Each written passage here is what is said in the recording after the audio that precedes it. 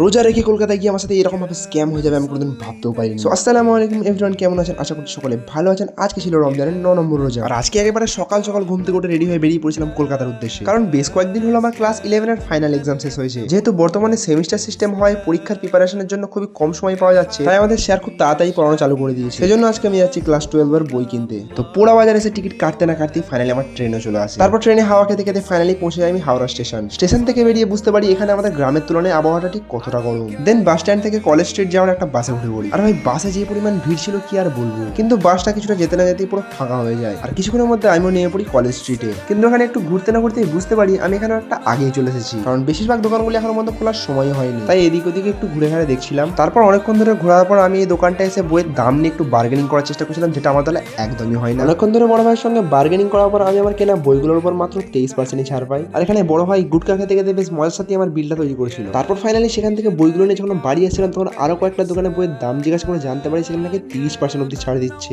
এটা শোনার পর আমার মাথায় একটা কথাই ঘুরছিল যে বিয়ে করতে হয় দূরে দূরে আর বাজার করতে হয় ঘুরে ঘুরে। Just kidding. তারপরে দুঃখ কষ্টকে মনের মধ্যে চেপে রেখে আমি ফাইনালি বেরিয়ে পড়েছিলাম বাড়ির উদ্দেশ্যে। তো আজকে ব্লগটা এই পর্যন্তই, দেখা হচ্ছে তোমার সাথে একটা নতুন ব্লগে। ততক্ষণের জন্য টাটা।